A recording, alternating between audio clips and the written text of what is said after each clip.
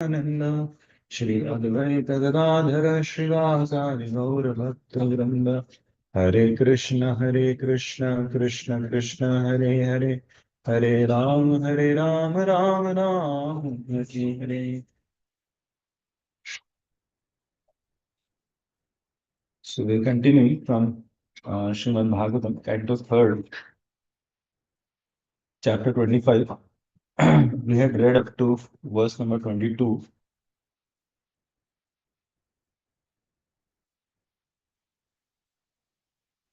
Just to just to recollect the flow. So we had seen how Lord Kapila Dev he begins to answer Mother Devavuti's question.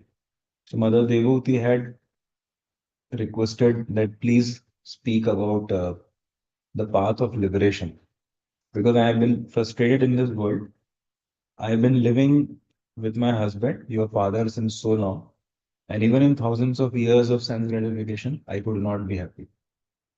So I just want to get liberated from all this and do away with this material life. So then he says that Adhyatmic Yoga is the best solution for you. So from verse number 13 to 18, he speaks about Adhyatmic Yoga. So Yoga is a mixture of Jnana, Yoga, and Bhakti, Marga. Then he says that actually, Mother, let me first talk to you about Bhakti.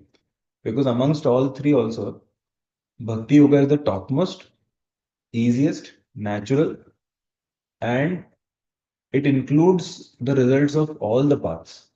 Hmm. So then he begins to talk about Bhakti Yoga. So in verse number 20, he says how to get Bhakti. So in 19th, he says that Bhakti Yoga is the best and topmost. You don't require anything else. Then in 20th, he says that Bhakti can be attained by the association and attachment of great souls. So he says that if one associates with and serves the devotees who have attachment to Krishna, then one's moksha dwaram apavatam, one's door for one's liberation, they open up. And so we can see also so many examples like hippies got attached to Srila Prabhupada and look what happened because Prabhupada was attached to Krishna. So Prabhupada could easily engage them in Krishna's service because they had faith in Prabhupada, they loved Prabhupada, they wanted to please Prabhupada. So we can see in most of the places wherever ISKCON has become very successful, there would have been uh, you know uh, some devotee or some devotees who were very attached to Krishna or Srila Prabhupada, and then the rest follows. Then the next question would be how to identify such a Vaishnava, such a great soul. So then he speaks of these two verses. Yeah. So then he speaks of these two couple of verses. One verse is verse number 21, where he speaks like secondary characteristics of such a Vaishnava. So what are those characteristics? Titikshava Karunika, Suridam Sarvadehina, Ajata Shatrava Shanta, Sadhava Sadhu Bhushana. So we saw that although these are very great qualities and actually Vaishnava qualities mentioned in the scriptures, these are actually spiritual. Yet sometimes they may be manifest, sometimes they may not be manifest. And primary quality of a Vaishnava with which he can be identified is spoken by Kapila Dev in the next verse, which is 22nd. So there he says, Mai ananyena bhavena. Mai ananyena bhavena. So he interestingly he uses the word Mai. So see here. So Mai means actually sometimes in various incarnations, Krishna sometimes accepts that he is the Supreme Lord.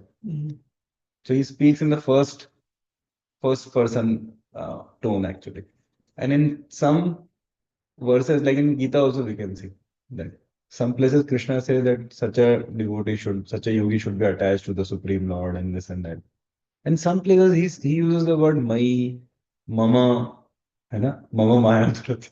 So, so Acharya has explained that actually Krishna is also a person. So even though he has to tell the truth, because who else will confirm the truth then? At the same time, he also feels humbled sometimes.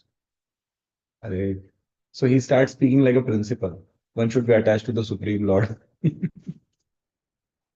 So it's like, so in verse number 22nd, he says the primary symptom of a Vaishnava is Mai Ananyena Bhavana. So these three words are very important because these three words fully describe what is a pure devotee. Mai means Krishna. Ananyena means no other priority, focus, preference, or no other factor in life. Ananyena. है ना? Ananya means exclusive. Ananya means unadulterated. Ananya means pure. है ना? So मयि अनन्येन भावेन. So bhavana means emotions, desires, love. So bhavana is associated with heart. So it doesn't say buddhena or like with intelligence or with senses. So if a person's heart or person's mind is captured by something, we see that his intelligence, his senses, his resources, his time, energy, his activities, everything is engaged in that direction. So therefore, even in the Gita, Krishna says, what is it? Manmana bhav bhakto. He demands, he's asking for mind. There is no place where Krishna says, please offer your senses to me. Of course, there are places where he indirectly says that. But if he has to ask for something from a devotee, especially from a bhakta, he always asks for heart or mind, which is basically like in that sense the same. If one's because if one's emotions and desires, if one's affection is there towards someone, one's attachment is there, then you don't have to ask for other things. Intelligence, time, energy, senses will just follow. So here also he says, Bhaktim kurvanti medrinam. So he says that such a sadhu engages in staunch devotional service to the Lord without deviation. No distraction, no deviation. So this is like similar to what do we say na, about pure devotional service. Savai pumsam paradhamma yato bhakti. Ahetu ki apratihata. Apratihata means no interruptions. So here also he says without deviation. And then he says mat krite tyakta karmanas. For my sake, mat krite. For me, tyakta. Tyakta means like tyaja, bandhava. One's near and dear ones, one's own personal interests, one's comfort, everything is willing to sacrifice. Tyakta karmanas.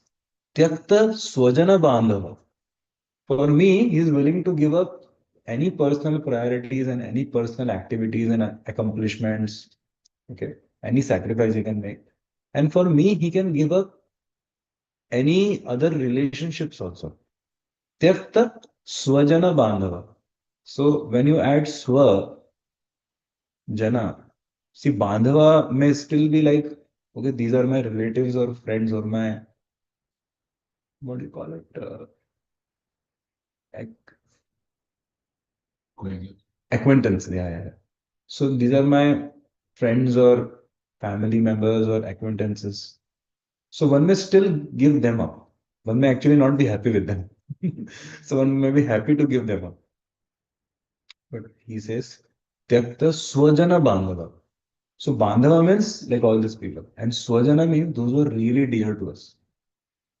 Like those who may be really close to us. One may be a friend, one may be a lover, one may be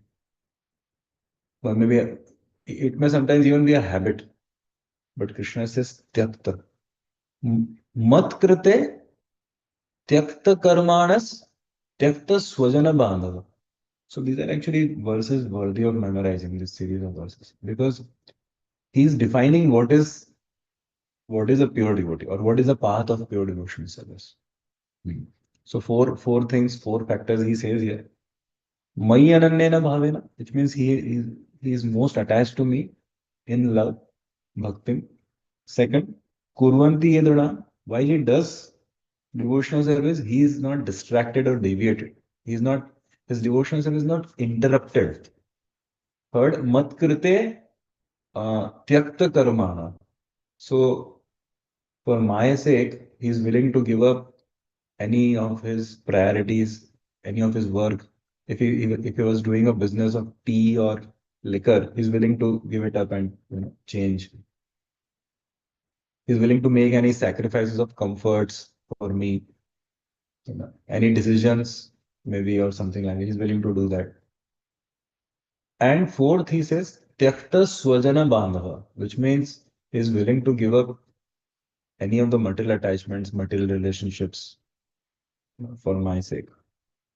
So, yeah. Explain it to other people. How do we explain it to other people? Just the other day, and you see there, see one of the girls that she goes. But it's okay. I have more friends now. Yeah. We take up after you use all our friends. But you get friends. Yeah, good question, bro. So actually, in the last reading, one verse came. He's saying that like this is a very big, this is a very big demand kind of, from Krishna's side. Not that Krishna is like being too much here, but then for a conditioned soul who's trying to practice, who's trying to come to the path of bhakti yoga, it's a lot to ask, and a person actually feels the heat of it. That this is happening in my life as I begin to practice Krishna consciousness. People start commenting, hey, you are nowadays you are changed, you're no longer available in that way, or you don't spend time with us. This happens all over the world. Like it's a standard symptom of a devotee, is called devotee. So actually, uh, as one thing you yourself mentioned, that it's a replacement. So people see that yes, some of my friends are getting cut off, but then I'm gaining some very wonderful friends, with wonderful character and qualities. Second thing, this is not to be spoken to for a very new practitioner.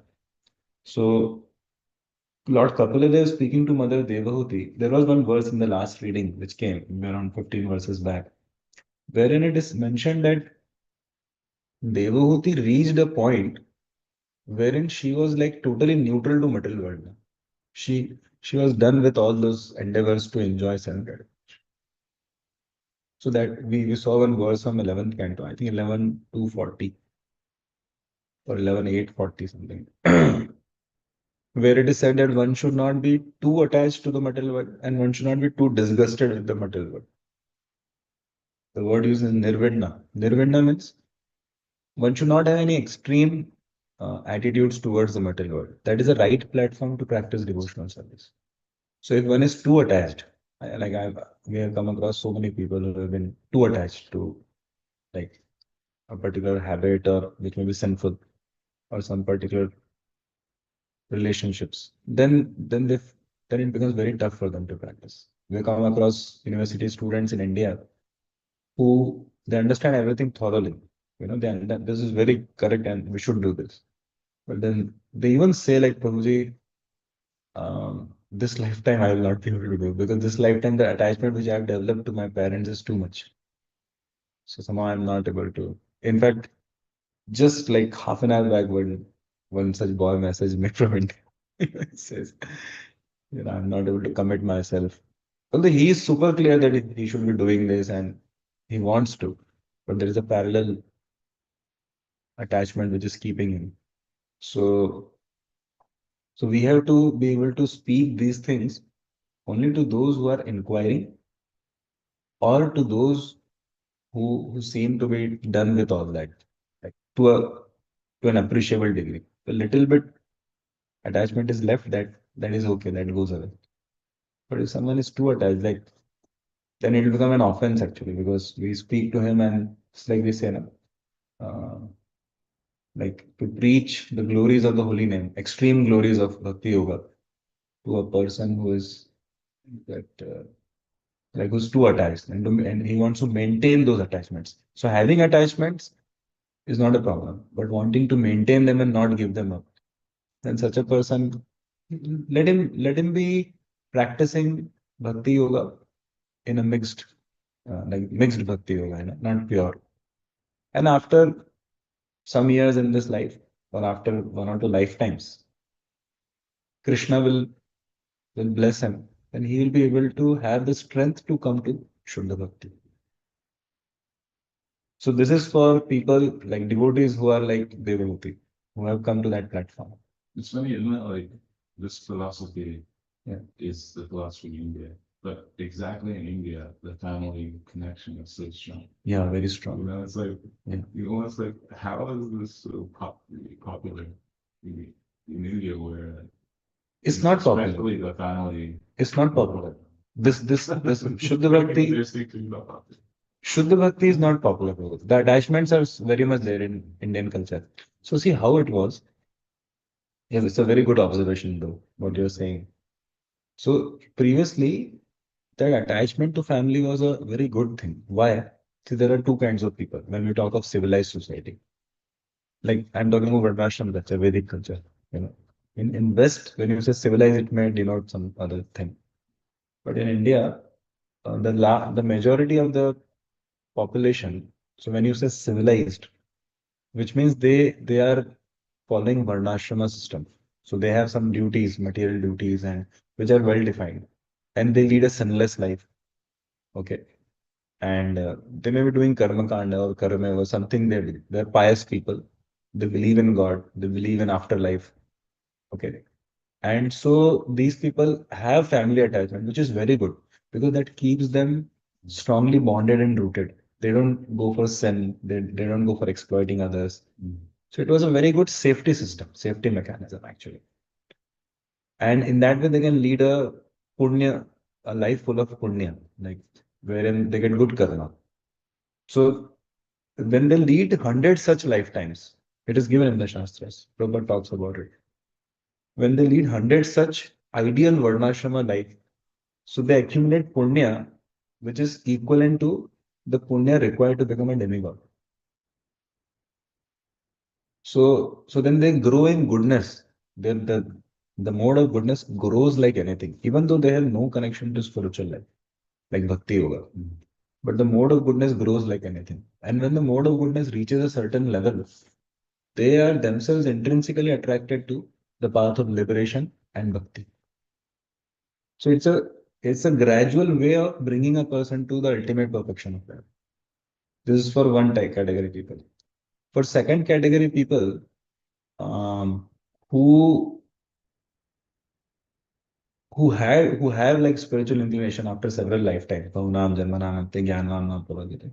So they are given birth in very Brahmanical or spiritually minded families, as Krishna also says, na, that what is that verse? Shuchinam Shrimatam Ge Yoga Bhrashto Vijarya. So he facilitates them to be born in such families. Shuchinam means very clean hearted, very pure hearted. And Srimatam means uh, materially very blessed. But in both the cases, spiritually, uh, like very rich families. Why? Why Krishna talks about family? Why not just a mindset or attitude? Because the family provides a platform for a person to very stably practice. The entire society was like that in those days. So, like now also you see many of the ISKCON devotees in ISP, I know, like 3, 4 families who it's their great desire that their kids they become brahmacharis, like at least sons become brahmacharis. Practically, even the conception of that living entity in the womb of the mother, even before the conception, they go around requesting, seeking blessings from senior Vaishnava that please pray that our son becomes a dedicated devotee for Srila Prabhupada. And Prabhupada himself talked about this. Prabhupada said that the second generation of kids who will be kids born to second generation of devotees, like what we are seeing now. So like after 5, 10, 15 years, those who are now little kids today or are yet to be born. And when they grow up, Prabhupada said they will bring real revolution because they would have been conceived with that desire.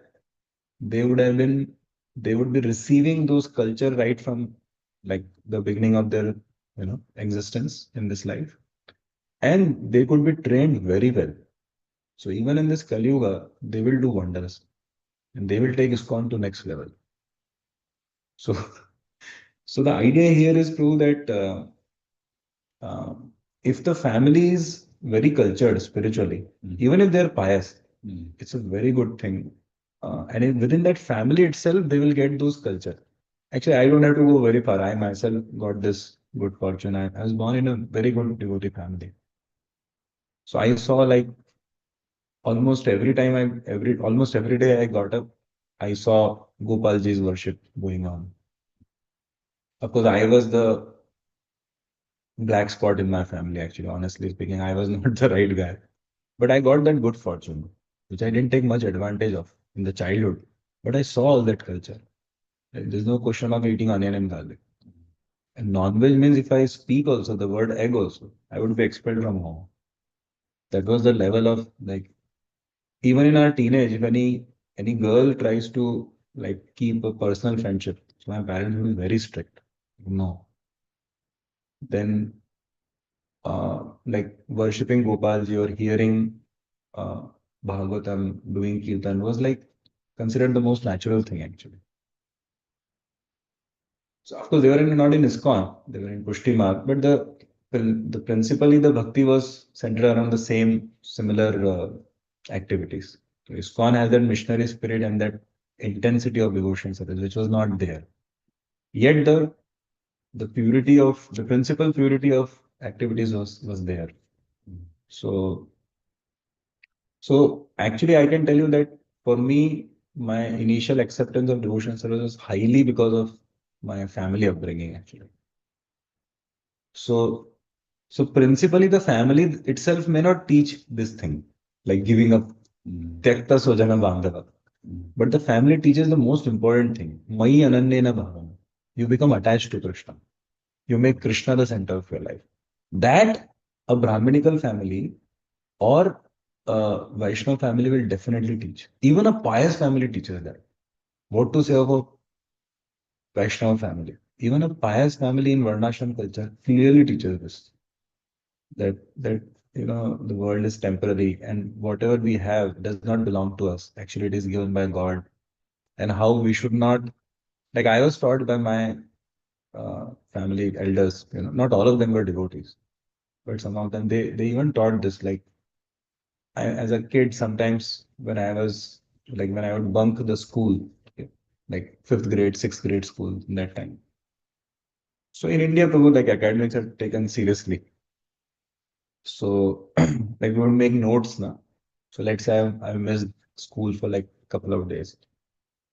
So now I'm supposed to cover up. Like I need to know what was taught and all. So I ask my classmates and I borrow some of their notebooks of different subjects for a day or so that I come back home and like I copy as well as I understand.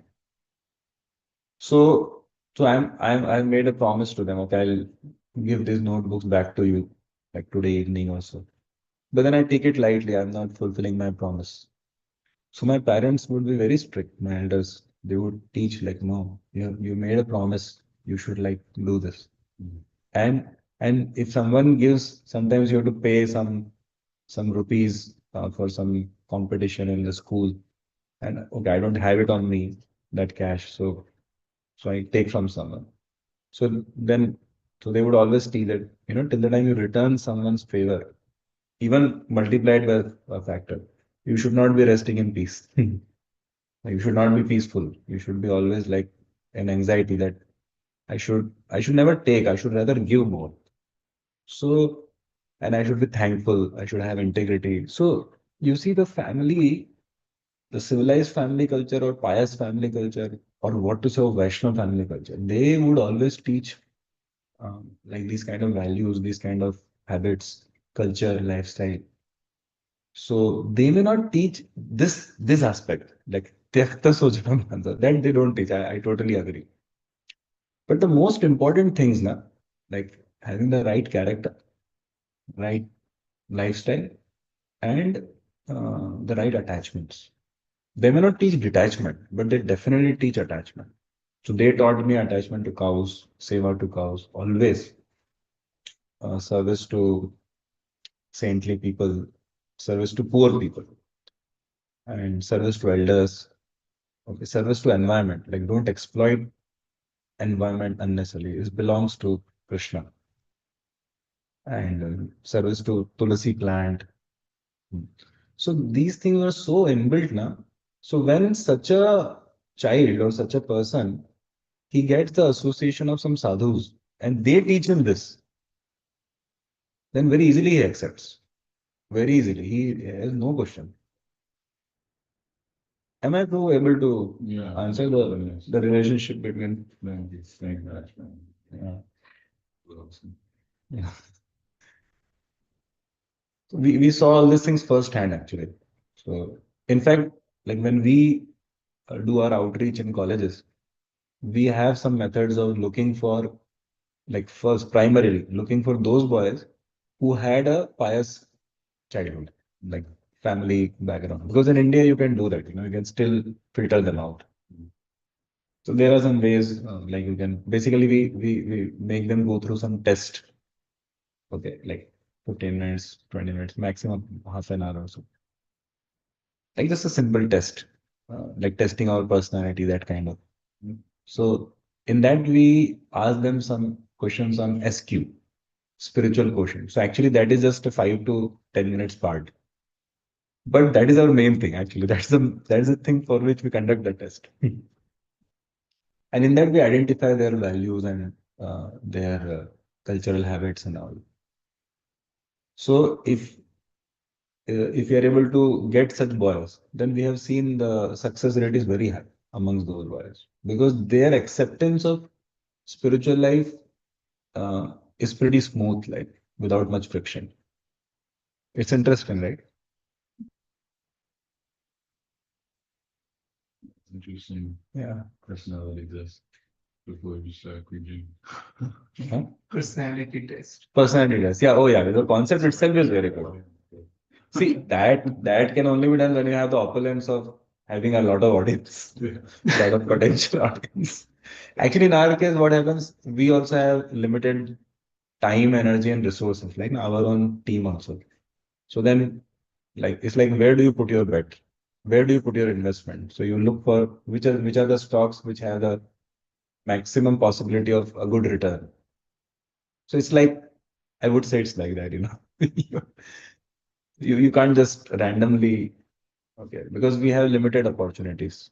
So then, Like now the movie is 10,000. yeah, you can say. 10,000? Personality test. Yeah. Of course, we don't have that many. Maybe a couple of hundred. Yeah. Okay. So, yesterday we could not read purport of this verse. It's pretty vital, so we'll read today. Would like to read? Yes, bro. Can 22nd. You can read translation and purport. Okay, translation we read. You can read the purport. we can also tell online to read what verse it is. Okay, Prabhu, we are reading the purport to verse 22nd. Canto 3. Yeah, 3, Canto 3rd, chapter 25, verse number 22. Such a sadhu engages in staunch devotional service to the Lord without deviation. For the sake of the Lord, he renounces all other connections, such as family, relationships, and friendly acquaintances within the world. A person in the renounced purport. A person in the renounced order of life, a sannyasi, is also called a sadhu because he renounces everything: his home, his comfort, his friends, his relatives, and his duties to friends and to family. He renounces everything for the sake of the Supreme Personality of Godhead. A sannyasi is generally in the renounced order of life, but his renunciation will be successful only when his energy is employed in the service of the Lord with great austerity. It is said here, therefore, Bhaktim Kurvanti Ye Dridam. A person who seriously engages in the service of the Lord and is in the renounced order of life is a sadhu. A sadhu is one who has given up all responsibility to society, family, and worldly humanitarianism, simply for the service of the Lord. As soon as he takes his birth in the world, a person has so many responsibilities and obligations to the public, to the demigods, to the great sages, to the general living beings, to his parents, to the family forefathers, and to many others. When he gives up all such obligations for the sake of the service of the Supreme Lord, he is not punished for such renunciation of obligation. But if for sense gratification a person renounces all such obligations, he is punished by the law of nature. Yeah. So this last couple of statements are very important. You know, probably I must reread them in case some devotees could not pay attention. When he gives up all such obligations for the sake of the service of the Supreme Lord, he is not punished for such renunciation of obligation. But if for sense gratification a person renounces all such obligations, he is punished by the law of nature. See, what it means is, like Prabhupada enlists many obligations, right? Prabhupada says, as soon as he takes his birth in the world, a person has so many responsibilities and obligations to the public. When you say public, it is like to society, to nation, to society, you know.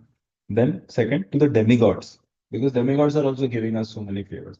Third, to great sages, because they have also contributed by giving scripture and many other things. To the general living beings, okay, because they also help us out, right? Anybody who has helped us out, Prabhupada would write a letter, personal letter of thanking some for someone who contributed $5 in the early, like first 1 or 2 years. Prabhupada has written letters for contribution of $5 to me, personally.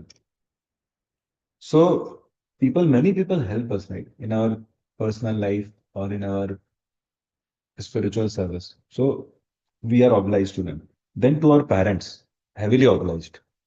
Hmm. Then to our family forefathers and to many others. Prabhupada has given an open-ended thing. Why to many others?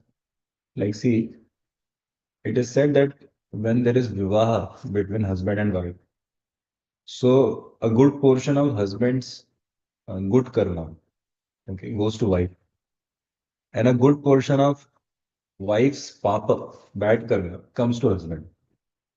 So one may say, what is this? Because this is not some injustice or something. If the wife is going to be an assistant or a subservient to husband, okay, I'll assist you in your spiritual life. I'll assist you. If that mood is there, that I will be submissive to you, then because husband is like gaining that advantage. So see, there are no free lunches, right? So husband has to accept some of the bad karma of wife from previous lives. And the wife becomes like his additional hands and legs, na? Because the wife is assisting. But if the wife is not in that mood, then she does not get this favor. Similarly, um, like His Holiness Radharani Maharaj told me, hey, if you want to uh, like recommend so many devotees to me for initiation, you also have to take up some karma. So he said, no, Yeah. you can't just, Is that to your person? huh? Is that to your person? Sorry? You said that to your person. No, not to me personally, but through Gauranga. And that is correct. Too. So basically, like how it happens is anyone who follows us, okay. So because he is because we are getting advantage of engaging him in priorities which we have. Therefore, his karma is also taken by us. Anyone who is submissive, whether he may be a counselee, whether he may be a Shiksha disciple, like a student, spiritual student, or he may be wife, he may be a Diksha disciple, like Nisha. So this is a principle which works everywhere. Like say for example, I am having, let us say I am CEO of Google or director of Google, like I have it's my company. If anyone works for me, so I am telling him, na, you come at 10 a.m., go at 8 p.m. You do this work. Correct? Because he's following me, I have now obligation to him. right? So in material life, what is the obligation? Money. I give money. Otherwise, he sues me, right, in the court. Okay. In spiritual life or in social life, what it is? In social life, if a wife follows the husband, then husband has to accept karma. And if a student follows a like this terrorist organization in Pakistan and all, so they brainwash the kids right from the childhood in their schools or madrasas. So then actually the leader has to take karma because the students are very submissively, very faithfully, loyally following. And in spiritual life, it definitely has effect. So therefore, Rupa Goswami says one should not accept too many disciples. Mm. One should be very careful also because there is that obligation which comes. Even when we accept donation from a donor, so some obligation comes. How you treat him, you have to favor him when he goes in, then you have to provide arrangements for him. So this is a law of life actually. So now what Prabhupada is saying here is based on 11th canto. I don't remember the verses exactly, but the 11th canto has this verse where it says, if you renounce your duties of this world, your obligations of this world, even though karmically you were obliged, if you renounce them just for the sake of renouncing, I want to be free. I don't want to serve my parents. I don't want to serve the society. I don't want to give taxes to the government. Okay. Like a profit for a profit organization has to give taxes because they are obliged, because they are taking something from society. Now, a not-for-profit organization, 501c3, is also taking, right? But because it is contributing back to the society, they are not obliged to pay tax. It's very simple. Similarly, if I renounce some of my duties, then it is all right. If if my energy and time I'm utilizing to serve Krishna selflessly. But if I'm renouncing my obligations in this material world simply so that I can be a free bird without responsibility, like a carefree, happy-go-lucky guy, and I simply enjoy life. No obligations, no responsibility. Just government will give me what is that? Give allowance, and I simply enjoy on the money of state. Then, then there is karma. There are reactions. Rather, if I'm trying to contribute something back to society or back to Krishna, so then there is blessing actually. What if it's mixed? Yeah. So, Prabhu, like the principle is clear. So we may not be able to do analysis of everyone, but material nature can, Paramatma can. So that honestly, it is. So mixed means there is a factor of sincerity, Prabhu. So in Kali Yuga, purity, Prabhupada said in one place, in Kali Yuga, real purity is sincerity. Like how do you measure purity of someone? Because more or less everybody is contaminated. But if someone is sincere, he's trying his best, then his Prabhupada said he's as good as a potential pure devotee. Like, that sincerity has to be there. So then Krishna adjusts that in those lines. Because I think it's understandable. Is this clear, Prabhu? Like what we're trying to discuss? So like I remember, Principles. yeah, principally only, bro. Like we cannot see. We have this saying in India. It's a very beautiful saying. Uh, Actually, in Hindi, it will make a lot of sense, but then I should say in Hindi. Let's say easy. It's a very simple. No, no, I can only translate, but it's a very simple thing. Basically, what it says is, if you do over analysis, it will lead you to paralysis. Ah, nice. It works in English as well. Yeah, it It works. rhymes in English. Yeah, it rhymes in English as well. So basically, if you get too deep into understanding karma, we don't have the brains to process even our own karma. Because every moment, how we are acting and, like if I am serving prasad, so let us say I am serving prasad to a devotee with the intention that, let me serve him so much prasad, especially the stuff which makes the stomach bad. Okay. so that he doesn't get up only next day. Because, I'm feeling envious or something. So then that activity will also lead me to a lot of bad karma, right? So karma is such a thing, it is very difficult to analyze even one person's karma. So it is said that one should understand principally and just sincerely try his best. Otherwise, over analysis will lead to paralysis. Paralysis meaning will not be able to understand what should I do. Will be too much into equation and mathematics. Whereas Krishna says, Sarva Sarvan Parityajya Mamekam Sharanam Vraja Aham Tvam Sarva Papebhyo. Krishna is saying, I'll do all your math and I'll clear all your stock. You don't worry about that. Don't be a foolish guy doing over analysis and how much of my karma was there from the previous stock, this and that.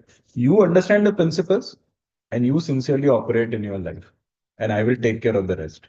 This is a very beautiful thing. Just like Arjuna, he didn't have to plan all the intrinsic nuances of day-to-day affairs in the war in Kurukshetra war.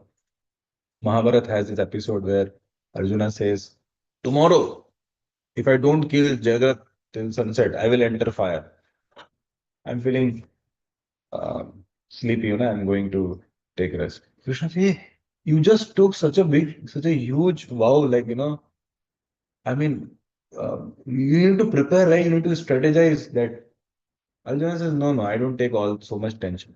Go and take rest. Tomorrow we'll go for fighting. Krishna says, then who will arrange, who will strategize? Who will make sure that tomorrow it happens? Arjuna says, no, it's not just like that that we chose to be your devotees. So that anxiety is your part. Ours is what we can do best. So from here that funda came. Do your best, leave the rest. So if we do our best, then Krishna fills in the gaps. Not that what we can do, we don't do. We do that. But then whatever gaps will be there, that Krishna will fill. So does it help? So I like this shloka from 18 chapter always when I read this. And 18:8, 18 and 8, conclusion, the perfection of renunciation. Anyone who gives up prescribed duties as troublesome or out of fear of bodily discomfort is said to have renounced in the mode of passion. Yes. Such action never leads to the elevation of renunciation. Very good quotation. Loved it. Thank you. This is really good, actually. This is exactly what we're discussing. So this is a neutral, like without the devotion element. And here Prabhupada says that if you do it for Krishna, absolutely. Let's just like Prabhupada gave an example in one lecture. He says when a person in army, like he goes and kills someone, okay, he's given bravery award, right? Hey, he killed like many soldiers of the other enemy party. Now the same guy, say he goes back to his home on holidays, and his neighboring guy is playing loud music. So he picks up the gun and he goes and shoots him down. So much, So, accident. I think it worked. So Prabhupada says now he'll be put behind the prison. In the prison he'll be behind the bars. Why? So he may say, yeah, I'm the same guy. It is the same gun, and I'm doing the same activity. One time you're rewarding me, and another time you are like putting me in jail. Yeah, that's because in the first instance, he acted on behalf of the country and for the benefit of the country. Okay, acting on the behalf of the country, which means he was told. And second, for the benefit of the country, not for personal benefit. And in the second instance, he didn't act on the behalf of the country and it was for his own personal benefit. So then he is liable to be punished. Another example Prabhupada gives is if your company sends you somewhere, so your expenses and all, even if you screw up something there, so everything will be like the responsibility of the company. They will even pay you extra. But if you go on your own purpose, you travel and do whatever. So you are liable to pay. You are liable to be responsible for whatever mess you create. Very good examples. Yes. Is avoiding suffering sense gratification? Is avoiding suffering gratification? No, it's not. It's just a neutral state of existence. That is what is the funda of Gyanis. That is exactly the path of jnanis. That is a question asked by Devabhuti. I want to get rid of, not just avoid, completely stop suffering. But then she didn't have any plans to render loving service over to anyone. That is mukti. They are also counted as transcendentalists. Prabhupada clarifies in one purport in Bhagavad Gita. He says they are also one class of transcendentalists.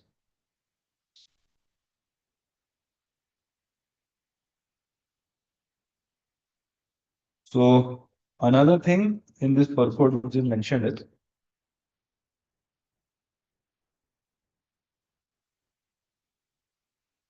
a person who seriously engages in the service of the Lord and is in the renounced order of life. That person is a sadhu. So actually, Prabhupada never appreciated dry renunciation. So there was this one person in India. He was not very old. He was like maybe like 50, 45, 50, 55, something like that. Maybe 45 or so. So when he came to Prabhupada one fine day, and he was like very plain, okay? Plain means no emotions, nothing, he just comes and he says, Swamiji, please give me sannyas. And Prabhupada was like taken aback. I mean, who are you? Be my guest. Or what? So Prabhupada says, okay, why should I give you sannyas? You tell me. So he says that Swamiji, my wife died yesterday. Okay, and I did all the final rites today morning. And look at me. I don't even have one iota of attachment to my wife. I'm not even crying any tear. I am like plain, unaffected. So he thought he's qualified for sannyas because he didn't know that the real renunciation is that because I want to exclusively dedicate for Krishna, therefore I'm not getting married or therefore I'm not doing any job. When I say I don't want to do anything or I just want to renounce, but then for what purpose? So Prabhupada told him, my advice to you is, sir, go and again get married. Because sannyas means you should be able to cry out of love for Krishna. Now, if you could not cry for a wife who served you for maybe 20 years or so, who was visible, trying to love you, how will you cry for Krishna who's not even visible? Somebody visibly served you, lived with you, left her family to be with you, married you, and 20 years she was there with you, and you don't have any attachment. You don't have any affection. There are no tears in your eyes. How will you love Krishna? You tell me. Prabhupada said, you are all the more disqualified. You should go and get married again. This Prabhupada saying to him. And first learn to love whom you can see around you. So Prabhupada clearly meant that renunciation or sannyas or brahmachari life is not to give up. Yeah, it is to give up, but it is basically to avoid unnecessary uh, engagements and unnecessary necessities of life in order to exclusively dedicate oneself to Krishna. So when we say this term brahmachari, in dictionary they put it as celibate or bachelor. Actually, these are not the right translations. In Sanskrit, brahmachari does not mean bachelor or unmarried. Not getting married is not at all the highlight of being a brahmachari or a sannyasi. So brahmachari means like just like we say Yamuna Tira Vanachari. You know? So brahmachari means one whose consciousness and activities are exclusively dedicated to Brahman. Brahman charati iti brahmachari. This is the definition in the Vedas. Which means the only and complete definition of brahmachari is one who is exclusively focused on Brahman or spiritual life or absolute truth. So if I have to be exclusively focused on absolute truth, how can I get married? That is why it is called as brahmachari. Now, if you someone who doesn't get married has to be called as avivahit. So there is a big difference in being a brahman. Just because one is not married doesn't mean he's a brahmachari. Okay, like that. So Prabhupada had this thing he was very particular about this, that, it's the Gita doesn't teach detachment, it teaches attachment to Krishna actually. And then detachment becomes natural.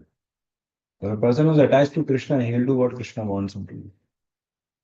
Similarly, Prabhupada said in one place, if you do, if you follow four negative principles simply because, like say, materially it's good thing, na? You should not eat meat. Materially, you can explain all these things.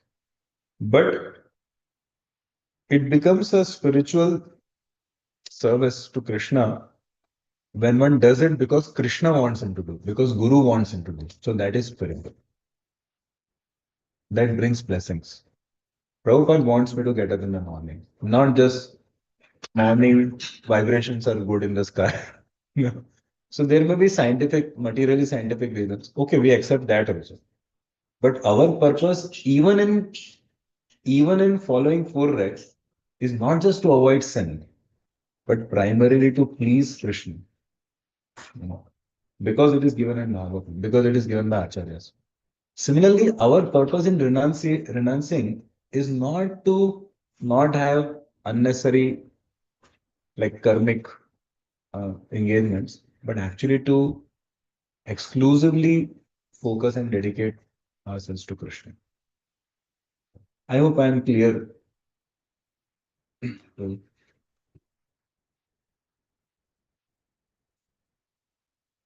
Please add something.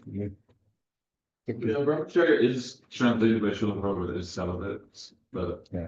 I mean, maybe that's a more like, there's one part of it. Yeah, that's kind one. of a Contextual. conversational. Yeah, it's contextual. Yeah. But the deeper meaning. Yeah. But could that be education? I'm just wondering this.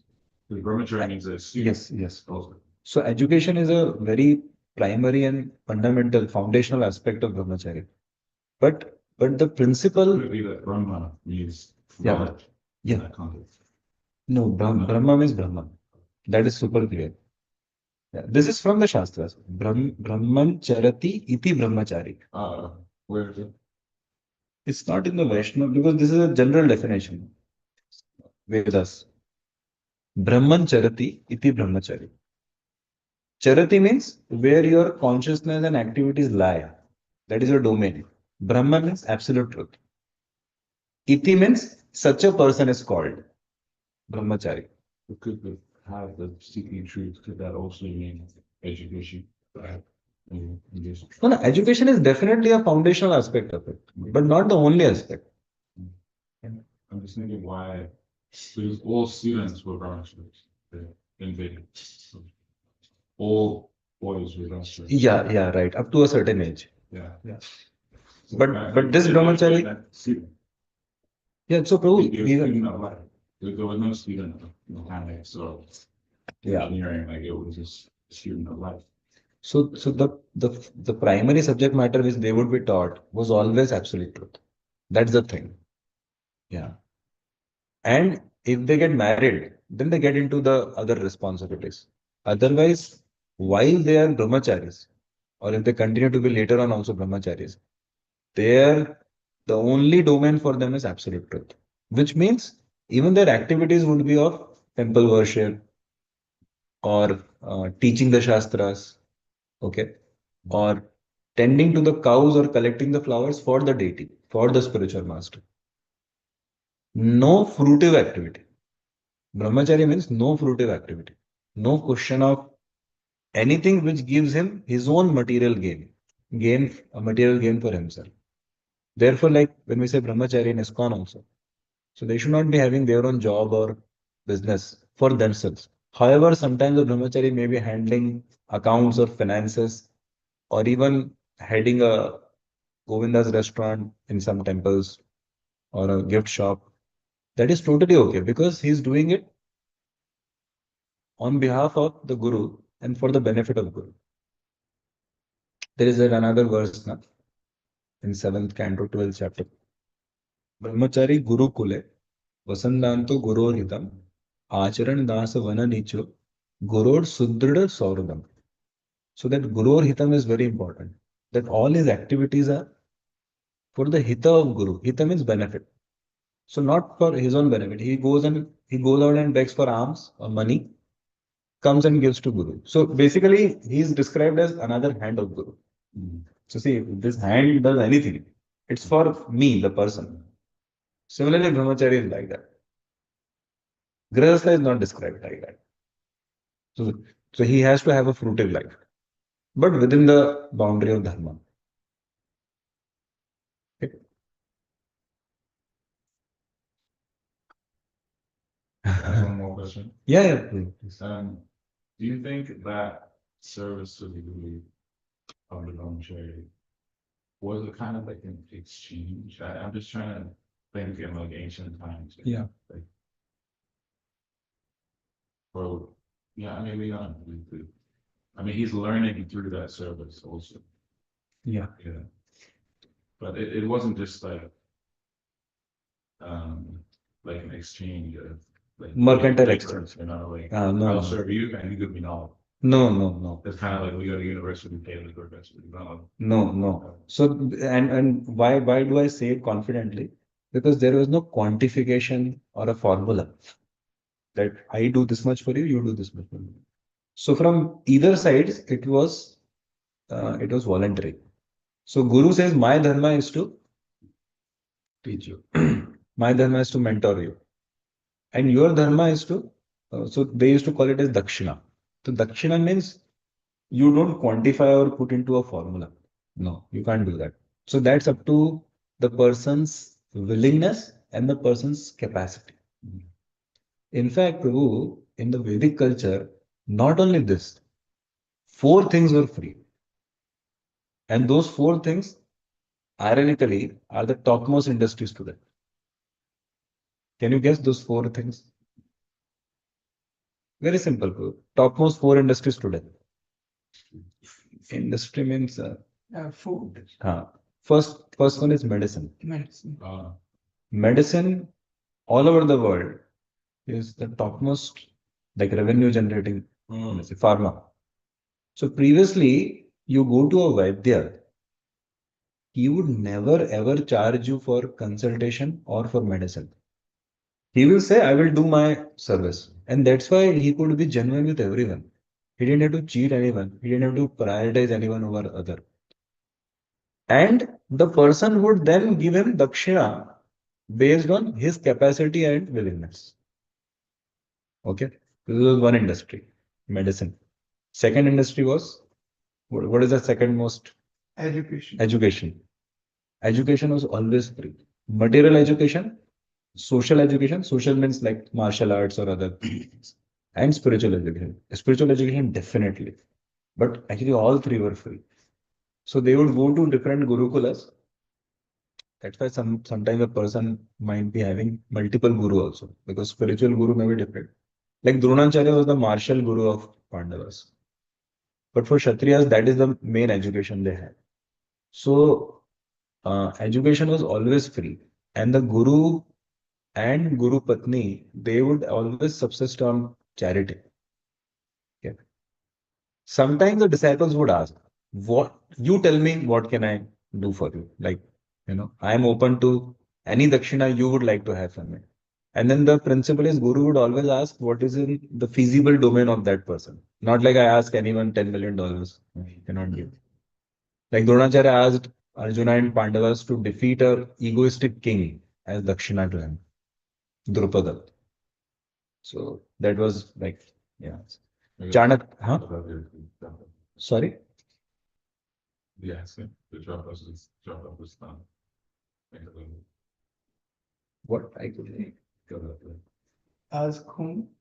Yeah, Ekalavya, he asked for the thumb because why did he do that? Because Ekalavya's character, see, Ekalavya had, Yeah, I understand. yeah. He was able to act and he had to do it. Right. Otherwise, because his character was not good, he would have troubled the society like that. Then third industry is um, law, justice. So today, attorneys and all this, uh, like lawyers and court means like very costly. Like they sometimes bleed a person to bankruptcy actually. But previously it was free. So because justice should be free, justice should be available to all. So there was no charge. And fourth, food. So food and water and air. But today they are almost always charged. But previously in food only at Mac there was barter system. If you're directly dealing with someone. Otherwise you go anywhere and beg for food, they'll just give you. And water, actually the childhood which I had at least in India. So it was in when I was a small boy, like maybe somewhere between 5 to 10 years of age. That is the time in India water started getting sold, like mineral water and all this. Otherwise, it was never like that. Like never ever. Water was never sold, actually. So that was the Vedic culture.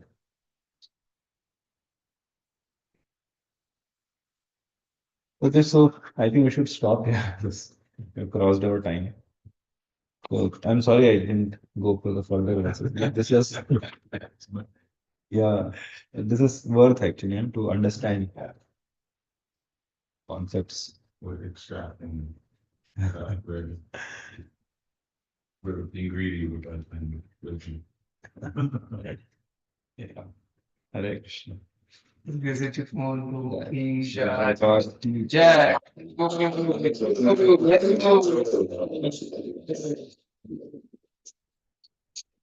Hare Krishna. Thank you, Prabhu, for joining. Adinath Krishna Purvijay. He always sends message. Adinath Krishna Prabhu is himself fresh and tasty like the fresh fruits he brings for Radha Madan Mohan. Everyone loves him. Thank you. Deva Prabhu, thank you for joining. Hare Krishna.